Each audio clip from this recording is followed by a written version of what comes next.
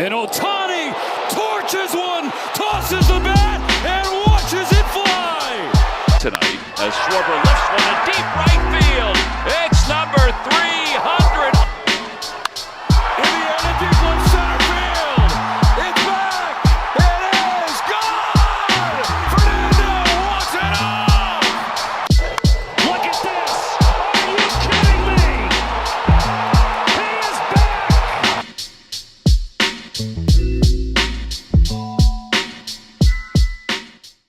And welcome to the Rubber Match. I am your host, Joshua Northcutt, and you can find me on Twitter at jnorth1989. Joining me is the co-host and the man who came up with the title of the name, Garrett. Garrett, do you got a Twitter yet, or no? You still Twitter X-less? I have a Twitter. I'm starting to get into it, but still not quite in the weeds as much as most people. Fair enough. And also joining us is the man you've probably seen talking a little bit of basketball as his Thunder in the finals, but is here to talk some baseball, Logan Hatfield. Logan, I know you've got some Twitters. Is there any that you can actually tell people about? Oh man, that's crazy. Yeah, Logan H_4 is my Twitter account. I'm not very active on there, as you may be able to tell by what Josh might have just said. But you can follow me on there. I'm looking to get more active on there again. But I'm Logan H_4, pretty much every platform that exists. So Speaking of which, we've officially signed up for the RSS feed website, whatever you want to say. So now all podcasts will also be able to be listened to, not just seen on YouTube, whether it's Apple, Spotify, or any other of your favorite listening locations. Because we've had some complaints that we want to listen, but YouTube isn't exactly the most listener friendly. So we've listened to that and made some changes, but I feel like that's enough about what's going on here. We should just talk some baseball as June just began. So we're getting to the dog days of summer. It's been a up and down roller coaster for some teams, specifically our Cincinnati Reds, who love doing that to us. But some of the hottest teams right now in baseball from the month of May were the Cardinals, who went 19-8. Must be nice to have a rebuilding year and go 19-8. The Twins, 18-8. Phillies, 19-9. Tigers, 19-9. The Cubs, 18-9. And then the Yankees, 17-9. All six of those teams finished over 600 winning percentage. Meanwhile, not so great. You got the Rockies at 4-24, still looking for their 10th win on the season. This late into the year, I don't know how that's possible. I'm sure we'll bring them up at some point. Told the 2024 White Sox to hold their beer. The Athletics went 7-21. A little disappointing to see that. It was a young team I kind of was looking forward to watching with that lineup. It hasn't exactly flourished outside of one guy I know we're going to talk about. The Orioles, 9-18. Most disappointing team so far this year, by far. Injuries have piled up. The Pirates, 10-18, despite getting great pitching. Can't find ways to win. And then the Red Sox, White Sox, and D-backs all went 11-17, and things got worse for the D-backs yesterday, as it looked like Burns has completely lost his elbow, as he mentioned, and will likely be heading to the IL-DL with a UCL, which at his age, I hate to say it, may be a career ender.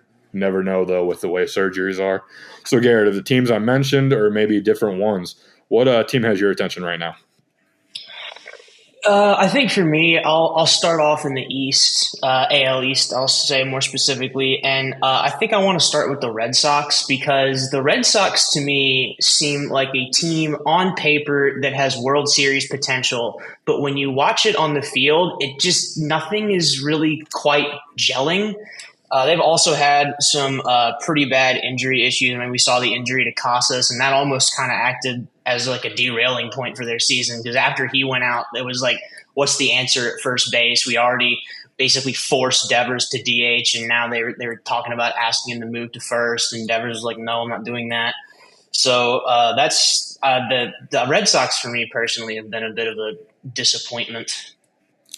I definitely agree with that. I actually had a preseason bet on them to win the AL, eventually lose to the Phillies in the World Series, but I was buying the hype of everything. But if you can't stay healthy and young hitters can't hit, I know Christian Campbell had one of the worst seasons you can think of as a rookie. Didn't even have an 400 OPS. So definitely something you don't want to see. Logan, any team sticking out to you right now? Yeah, one of the teams you mentioned that had gone on a good run in the month of May was the Minnesota Twins, and there was a point during that month where I thought they may never lose again. They were on that long win streak, and it was giving me shades of those mid 2000s Cleveland teams that were, going on those 20-game win streak was revolutionary. But I think that the Twins are going to be a team that we're going to look at come October that could make some real playoff noise. I know they kind of get to that wild card divisional round every year and kind of just stall. But this team does feel kind of different. They are overshadowed in their division by arguably the best team in baseball right now, the Detroit Tigers. But I do think that Minnesota is going to be a team that makes a lot of playoff noise. They're starting to get a little healthier. Rolls-Royce has played longer than 2 weeks without breaking something, so we're looking good there. And I can't wait to see There's a what joke to be said about them. Go ahead, Garrett. There's a joke to be said about maintenance being done on Rolls Royces. So I was going to say, Logan, all I know is you better knock on something wood. I just traded for him in fantasy, so I'm going to need you to go ahead and do that because I know he's going to end up on the IL. Yeah, two teams I also just wanted to mention throughout this month. The Dodgers were surprisingly not mentioned in there. However, they led the MLB in average, home runs, RBIs, runs, and OPS. They only went 15 and 12. I know only, but still, it's kind of surprising to see that you have all those dominant numbers in the hitting, but the pitching has not been there. Explanation for that, though, I believe they have 9 players, specifically pitchers, currently on the IL. I think at one point they had like 14 on the IL. It's like a full staff on the injured list. I mean, literally at one point it was their staff basically outside, I think, Yamamoto, who's had a really good year. Surprise, surprise. And then other two teams I wanted to mention, already mentioned the Yankees. They had the lowest ERA in the AL. In April, all we heard about was the turbo bats, but the pitching has been very good. This weekend got roughed up by the Dodgers, but besides that, had an ERA under 3.0. And then the Giants, their pitching staff for the month had an ERA under 3 as well. However, they only went 13 and 13 because they can't hit. They had 11. They had 11 total runs last week. Ouch! I've seen that before. Yeah, we know that all too well. But outside, obviously, the teams, there's some players that had some really hot months. OPS over 1,000. Aaron Judge, surprise, surprise. Cal Raleigh, as you know, Garrett is wearing the jersey. Rafael Devers heated up as Alex Bregman got injured. Jose Ramirez, and one that kind of surprised me, Ryan O'Hearn. I'll talk about him a little bit later. And then obviously Shohei Ohtani, Freddie Freeman, and Will Smith. 3 players, same lineup, OPS over 1,000. That is disgusting. The others were James Wood, young outfielder out there in Washington, kind of becoming a fun team to watch if you've been able to. I've got MLB TV, and I get to see them a lot. Very fun team to watch. Still going to be a little bit away, but with the young core of him, C.J. Abrams, and Mackenzie Gore striking everybody out, just reached 100-plus strikeouts on the year. And then the last person with OPS over 1,000, Kyle Schwarber. Surprise, surprise. Garrett, is there anyone who specifically stood out to you this month that you want to mention, either in a good way or a bad way? I mean, obviously Cal. I mean, he's I believe through May he has 23 home runs. It's the most home runs by a catcher through the month of May ever. That puts him on pace for like low 50s, maybe, or high 50s, maybe low 60s by the end of the season. We could see him trying. Maybe we could possibly see like Judge and Cal racing to beat Judge's record this season, which is very exciting for Mariners fans who have been wanting for offense for the past like 3 seasons, and Cal is finally providing that for them. Another guy that I really want to highlight on a team that is kind of just very impressed me this season. Jerry Pena on the Houston Astros is playing a very good brand of baseball right now. Probably one of the more underrated players, I would say. You don't hear his name brought up too much when talking about the great shortstops. But I mean, this season he's tied for fifth with 8 defensive runs saved at shortstop. He's batting .309 with a .373 on base and a .480 slug for an .853 OPS. He's been by far the best hitter on that team, in a team that is currently void of Yordan Alvarez, which they are missing him badly. So I would say Jeremy Payne is probably one of my more standout players this season so far. Yeah, I obviously write for TWSN, and we do like our top 5. He just missed my AL MVP votes because how well he's been playing there. Obviously, clearly, as we'll talk about a little bit later on, who's number 1 there. But it is going to be a fun battle to see who finishes second to that person. Logan, who's standing out to you, either in a good way or a bad way? Yeah, I got a few written down here. We talked a lot about the Dodgers. I'd be remiss to say Ohtani had a power surge in May, believe it or not. Led the MLB in home runs during the month with 14.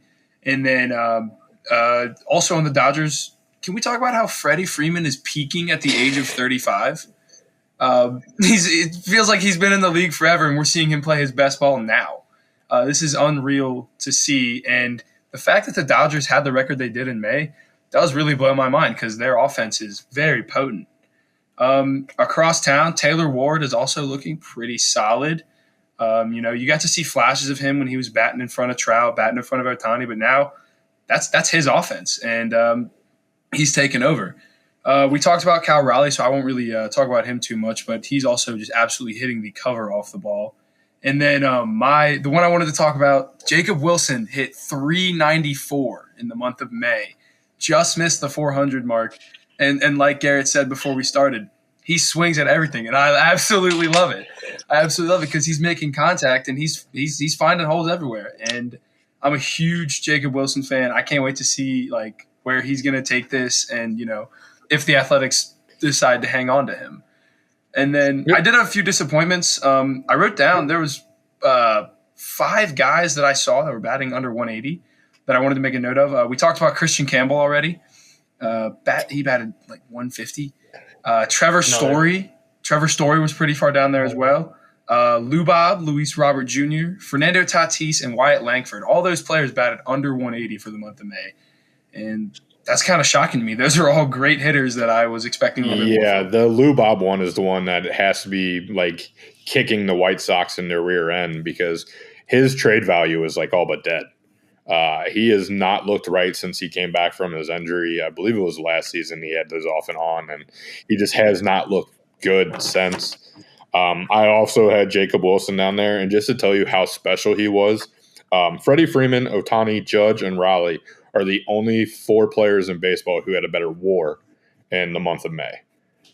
Fantastic offense from a rookie and a guy that you really didn't hear much about this offseason because it was Rooker. It was I can't think of the other outfielder. Do you guys know who I'm talking about? Butler? Lawrence Butler. Yeah, Lawrence Butler. You heard a lot about those guys, and it's now just basically the Jacob Wilson show. The one guy that I obviously threw out there when I mentioned Ryan O'Hearn, in 25 games, he hit .370 with 4 home runs and 10 RBIs, OPS over 1,000. He's 31 and scheduled to be a free agent this offseason. Obviously, the Orioles are in a sell mode. Tell me right now you wouldn't take Ryan O'Hearn playing in right field for the Cincinnati Reds. That's what I had in my notes. I love it. I mean, how that phone call is not being made. It's exactly the type of player the Reds look for. It's probably not going to have to sell the farm. You're not going to have to get rid of like Cam or Sal, I would assume, or any of the young pitchers. Maybe one of them because the Orioles are so dying for pitching because, well, they have nobody healthy right now. But I would love for the Reds to pick up the phone and call Ryan O'Hearn. Absolutely. Oh yeah. I think it'd be so funny too to have 2 corner outfielders from the Orioles in Cincinnati. I think that symmetry would just like tickle my brain. Another guy I wanted to mention, 2 pitchers. So Mitch Keller and Paul Skeens had 12 quality starts over their 12 games in the month of May. They went 1-8 with a 2.70 ERA. How do you get 10 quality starts from those two guys and win one game? Run support. It is embarrassing though. It's run support, wasn't it? It was a streak for a while. I think they broke it when they scored 7 in an inning a couple days ago. But it was like they went a full month where they didn't score above 4 runs in a single game, and it's like you're not really going to win too many baseball games doing that.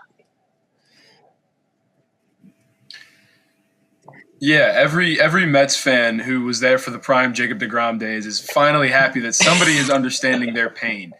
I can't remember the amount of times I watched Jacob deGrom pitch 8 innings and give up 1 run and the game ends 1-0. It was completely insane, and now I hope to God that's not what we're gonna end up seeing. Well, I think it's funny that you mentioned that because talking about the Texas Rangers, it's almost kind of like what we're seeing right now with them. I mean, Jacob deGrom is having a massive resurgence, and the Texas offense is just flat. Yeah, getting Seager back should help with that, though. Some other noticeable pitchers who had good months: Jose Barrios, Framber Valdez. Brian Wu, 5 quality starts. He's supposed to be the 5th best pitcher in that rotation, 4th maybe, and he goes out there and gives them 5 quality starts. Not so great. Absolutely was not on my bingo card. Not so great month though. Sandy Alcantara. Talk about buyer's remorse, holding on to him a little bit longer. Injuries piling up. The Marlins have to be thinking, what did we do? Why did we not trade him? Even when the rumors were out there that he was doing better.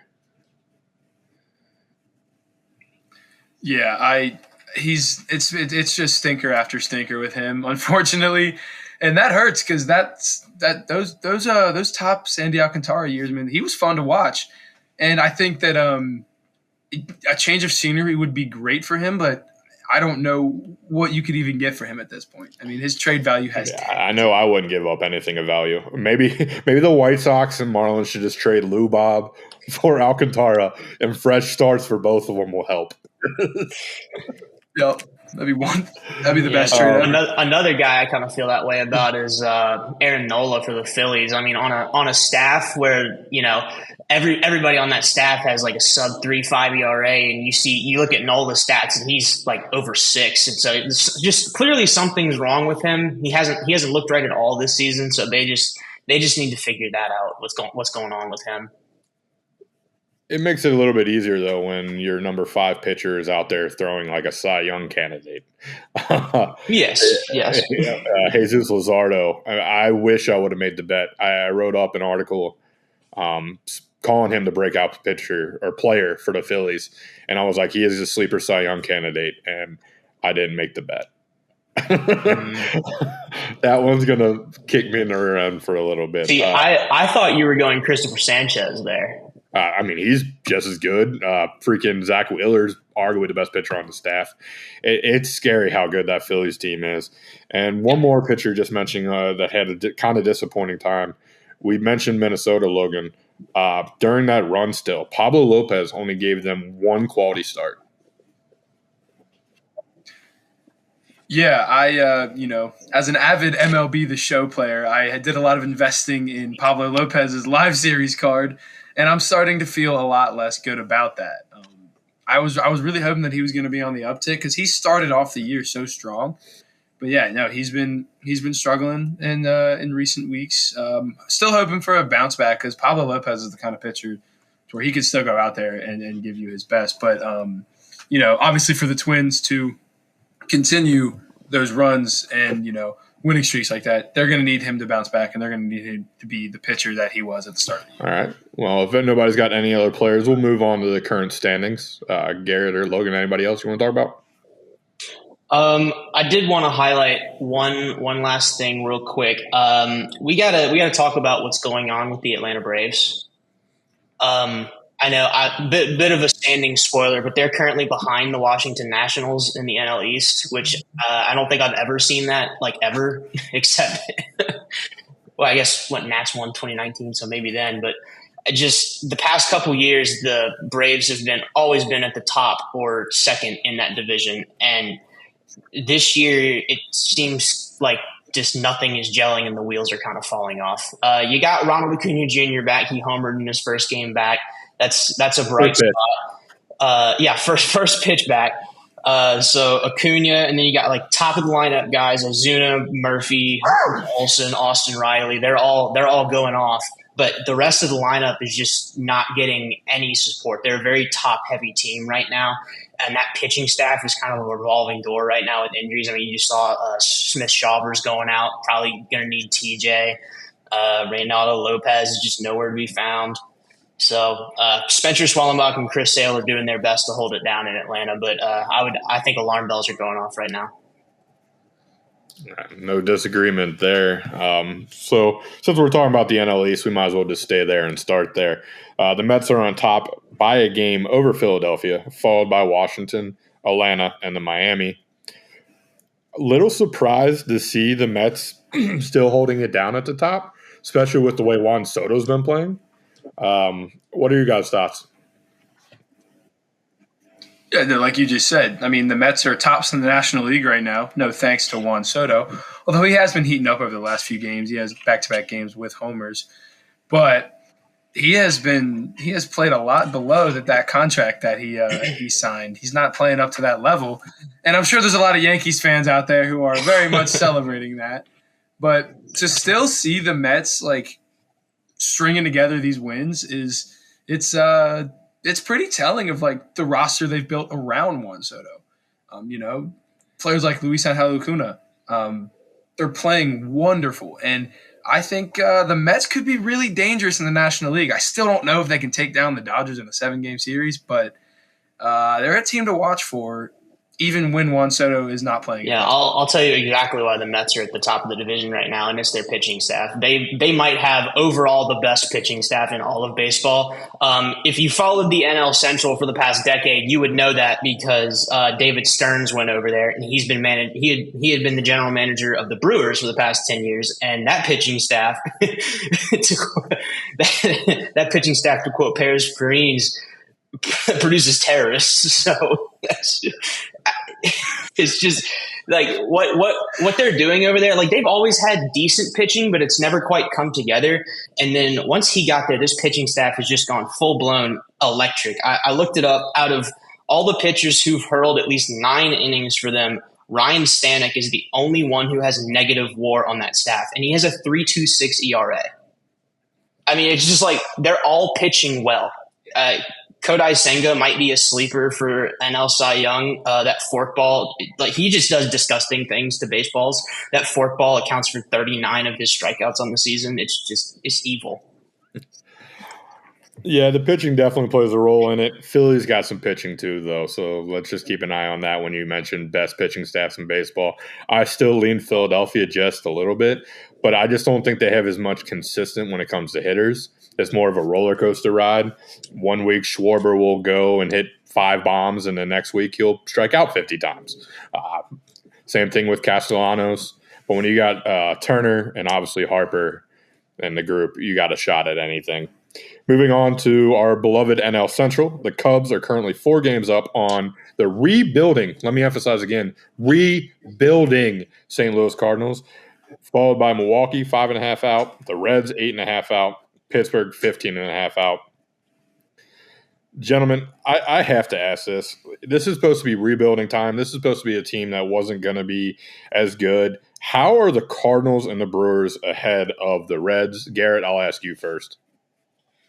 I have the same question. I genuinely don't understand how this Cardinals team is performing this well. It was everybody, like even the Cardinals themselves were billing it as a rebuild year. I mean, they have when you look at the roster, they have no guy outside of maybe Contreras that would jump off the page as far as like, oh, this guy's going to be an offensive threat. And Contreras really hasn't been an offensive threat this year. It's been other guys like Brendan Donovan has gone like nuclear for them. So it's just like I am just as lost as you are on this. From what I have heard, their pitching staff has been doing very, very well. I know they had a couple injuries, and I think there was a guy, Steven Matz, came out of the bullpen to pitch a couple emergency starts for them, and he's just lit it up. He's got a 2.16 ERA and a sub-1 WHIP in 33 innings pitched. So that's like a massive boon for them. Other than that, their pitching has been great. I mean, Sonny Gray holds it down at the top of the rotation. But I'm just as lost as you. It just seems like they're getting stuff to work, and maybe that's the gods repaying the Cardinals for being such a great organization. Probably is. Logan? Yeah, the NL Central has been just about one of the most confusing divisions I've watched in a long time. Even like kind of how you said, like nothing even about the Brewers besides the recent play of like Christian Yelich and some pretty solid pitching really jumps off the page at you. The Brewers and the Cardinals are two of those teams where it's just like they got enough guys that are good, not great, that, yeah, they're going to string together some wins. There's not really any, like, glaring holes in the lineups, and that's showing. Like, you look at a team like the Reds, they've hovered a game or two above or below 500 for the entire season. And, yeah, I mean, they've had some injuries, but you started Jeimer Candelario for 3 weeks. Yeah, those were just empty at-bats.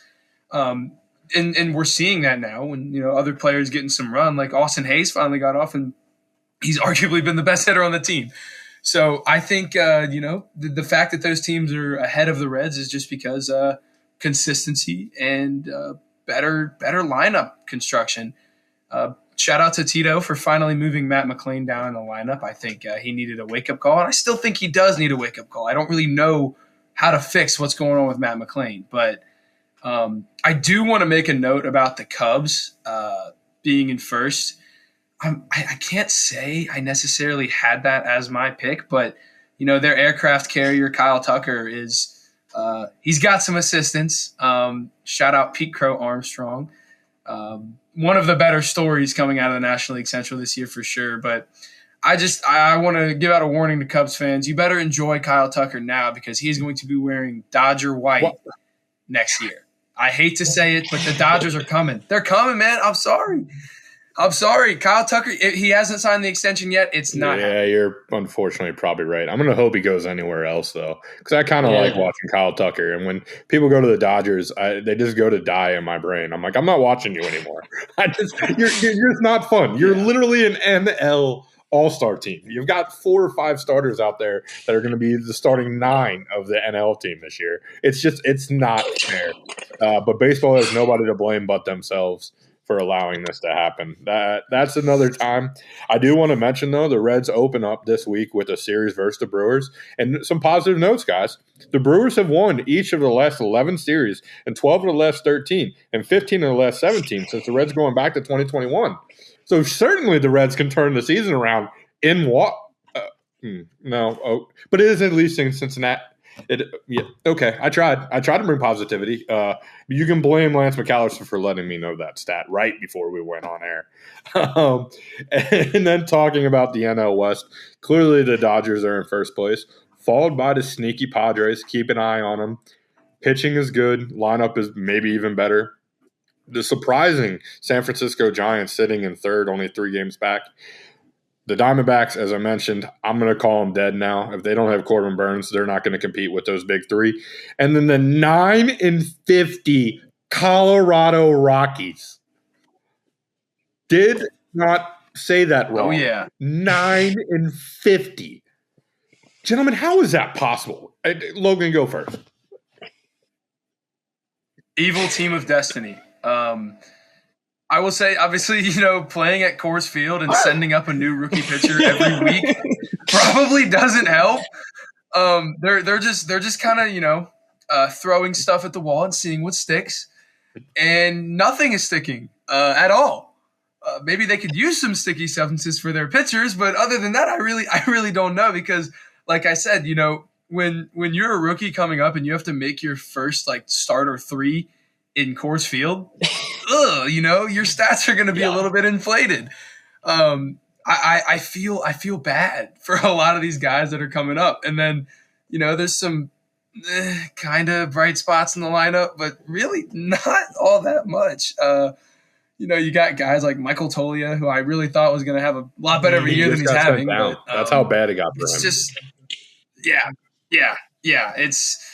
It's been a rough season for the Rockies. Obviously, there's no turning it around now, but I don't even know how they turn it around within the next 3 years. They have no building blocks. Chris Bryant, come on, what are we doing? I remember when they bought his contract, I was like, okay, maybe they're going to try to get some. They got nothing around him, and then they got nothing out of him. I just expected him to be Superman. Garrett, your thoughts on the NL West and specifically the Rockies? Because I know you made a great point when we talked about it, just me and you.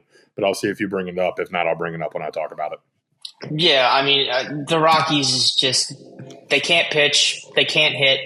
Bud Black got fired for optics alone.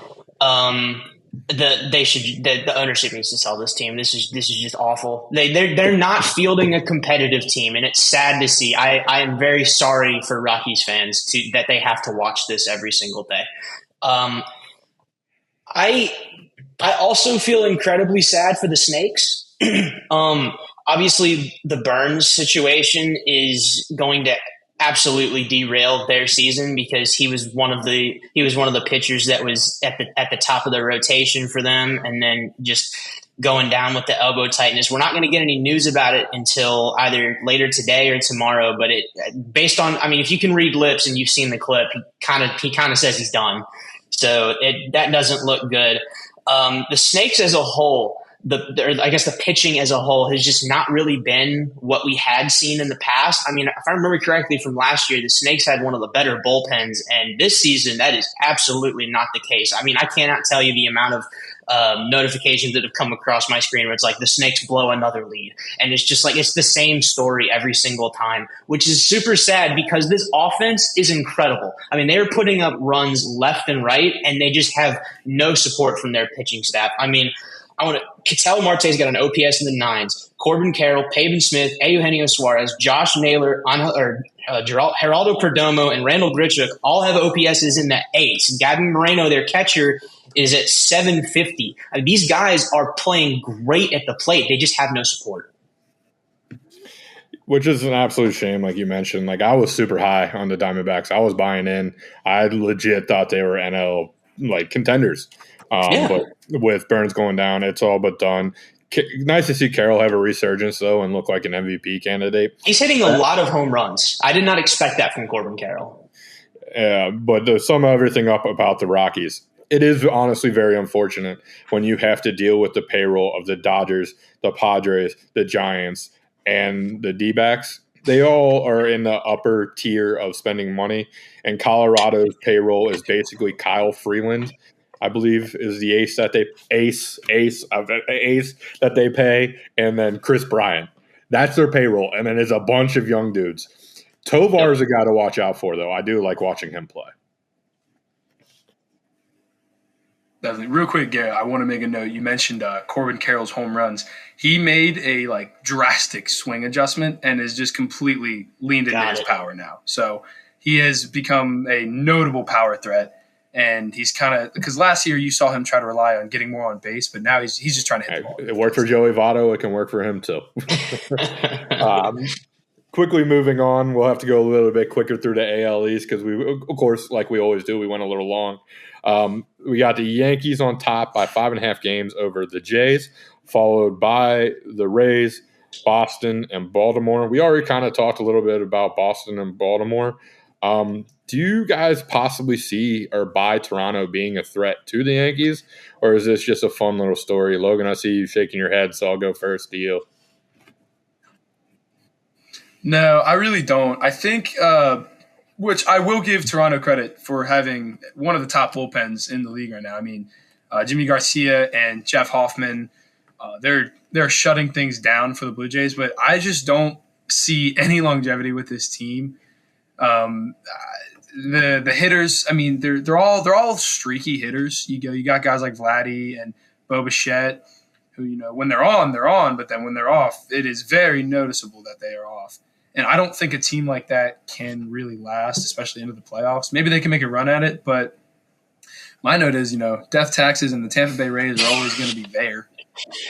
They may not win it, but they're going to be there. Famous saying, "Raise gonna raise." Yeah, exactly. They find a way. Exactly. No, but Exactly. piggybacking off of that, off your Toronto talk, their free agent additions have just really not been that great. Mostly Santander has just really, really struggled in Toronto. I don't know if it's the weather up there. It's just a little too cold for him, but He plays in his home. I don't know, dog. Like sometimes they pop that roof open, but he's got negative 0.9 WAR right now, and that can't happen when you're paying him as much as you're paying him. Yeah, remember when we all wanted him in Cincinnati? Boy, oh boy, did we miss a bullet on that one. Moving on to the AL Central again, we already kind of talked about Minnesota a little bit. Detroit's leading the thing by 6 games over Cleveland. Surprise, surprise. Minnesota 7 back, followed by Kansas City 2 games over 500, 8 back. And then the Chicago White Sox at 18-41. I got one positive note, gentlemen. 3 games more winning so far at this point of the season than they did last year. So they're ahead of schedule. Hey, they're ahead of schedule. There we Garrett, go. There we already kind of go. talked about Minnesota, but is there anybody you wanted to bring up in the Central before we move on to your favorite AL West? I mean, I just think that a lot of people kind of underestimated the Tigers. I did not. I kind of had a feeling the Tigers were going to win this division pretty handily. I think a lot of people underestimated their pitching staff, which, again, I didn't see that being the case. I mean, we all know about Scoobs. He just pitched a 13K Maddox, so he's going to win the Cy Young again. Spoiler. Jack Flaherty as well. When they made this signing for Jack Flaherty, I got excited because I went back and looked at all of Jack Flaherty's career stats for the teams he's played for. When he was playing for the Tigers last season before he got traded to the Dodgers, he pitched a 2.95 ERA and a sub-1 WHIP, which is one of the best stints ever over his career. So when they re-signed him, I knew that he was going to be good for this team. Both Casey Mize and Reese Olson have also been doing great, holding up that back end of the rotation. Jackson Jobe, outside of that one bad blow up start against the Rockies, has also pitched very well. So they have a starting rotation. And I mean, last year they had one of the best bullpens in the game, and they lost hardly anybody from that bullpen.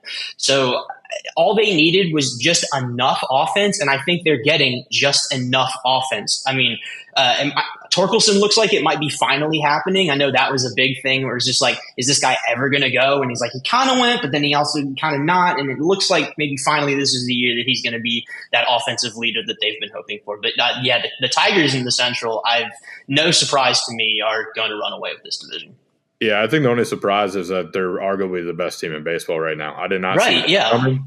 I thought maybe they were a year away from that, but when you got that Skubal-Flaherty matchup, and then if Joby can come on or you get that solid number 3 in a wide open AL, they can easily represent AL come October. Logan, I know they still got Alex Cobb waiting in the wings. He's making some rehab starts right now, by the way. 2023 All-Star. Yeah. That's a nice pool. I did not remember that at all. Logan, anybody you want to talk about in the Central before we move on to the West? Yeah, well, shout out to the Central for having Thank you. Yes. That's just a lot of competitive baseball being played out there. Yeah. And then when we're talking about Detroit, I feel like nobody's mentioned the Javi Baez resurgence. Oh, it's so much fun.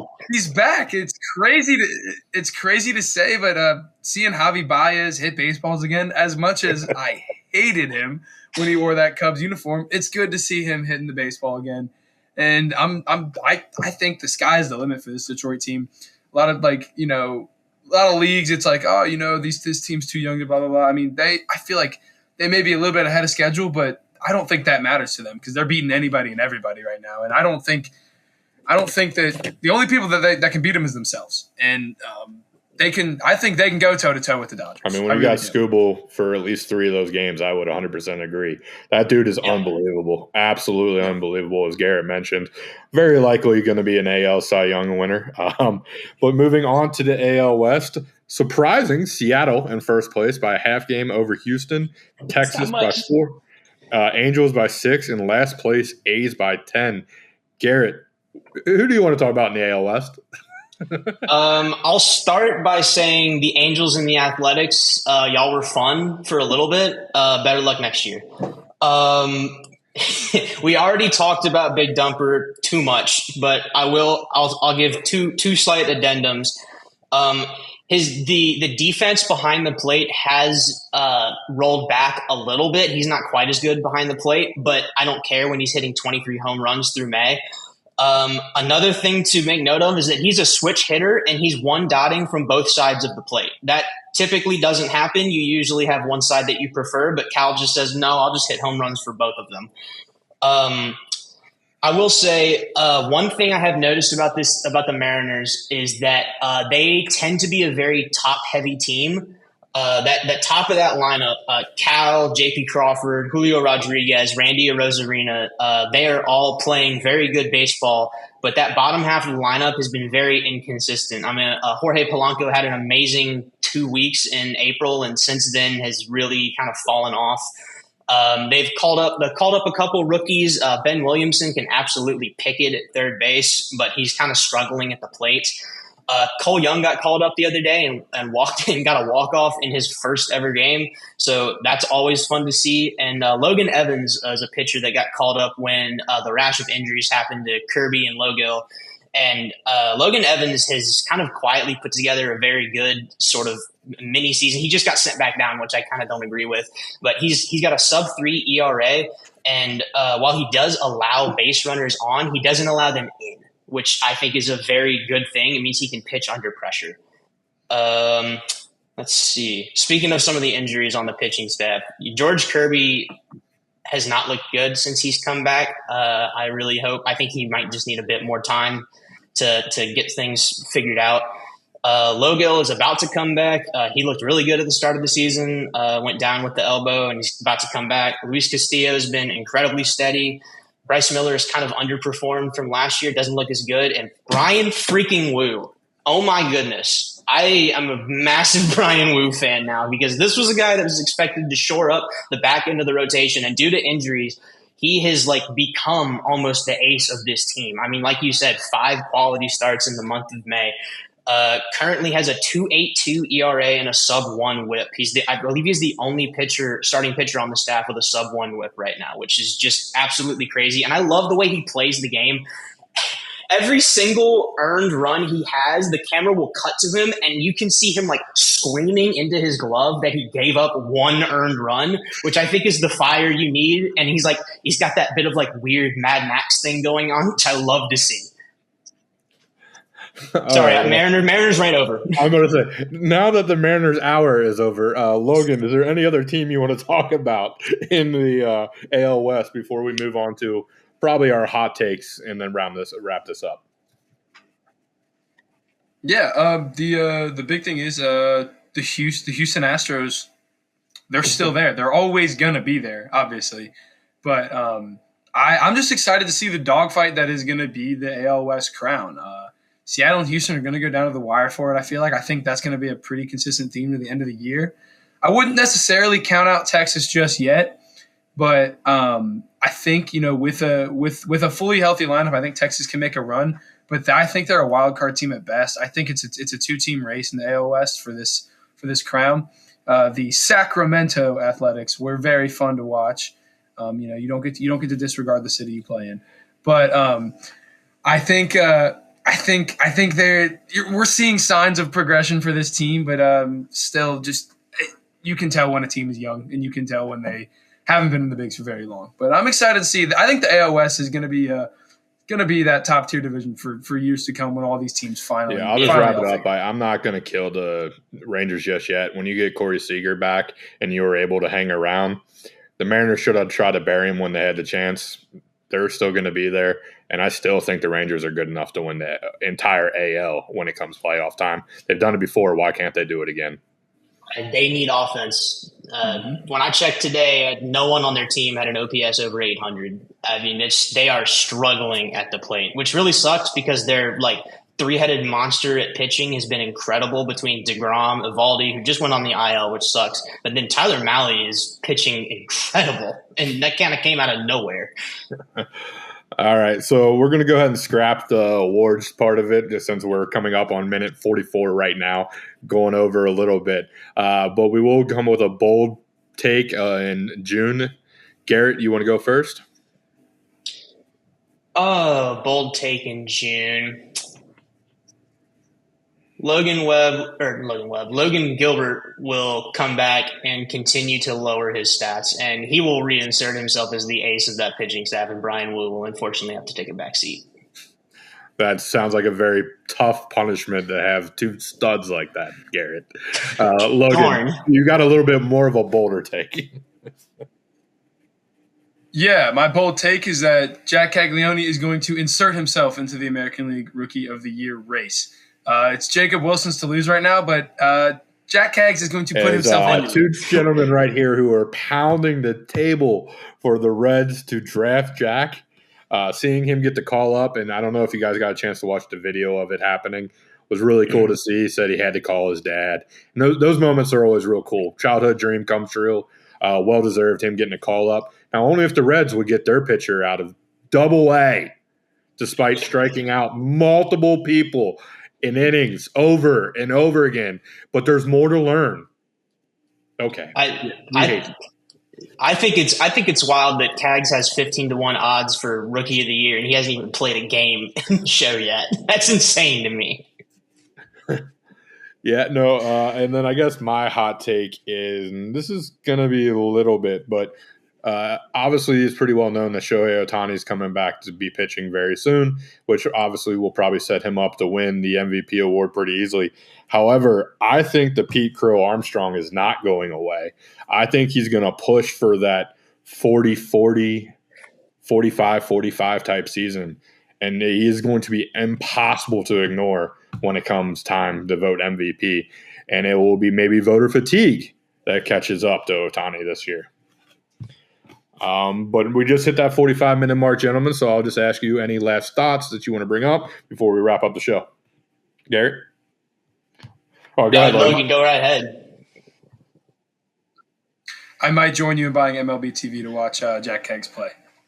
I can't wait to watch it. I don't know if the Royals play tonight, but I'm definitely going to tune in either today or tomorrow whenever he's in the lineup. I'll find a way to watch it. So, all right. Well, I think that will do it for the first episode.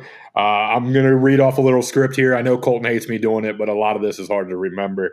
Be sure to like, subscribe, and leave a comment below if you're watching on YouTube. Also now, as I mentioned, you can find us on Spotify, Apple Podcasts, and any of your favorite podcast platforms linked to RSS. If you haven't, be sure to check out the latest Restricted Area pod. I believe Logan was on there talking about his Thunder going to the NBA Finals with Alex. Also, we now have TikTok and Instagram, Facebook. We're going a little above and beyond now that we're all not in school anymore and we have a little bit more free time. And be sure to follow us on X, Twitter, and get all the latest news on CX Pod Network. That is where you can find us on everything, again, at CX Pod Network.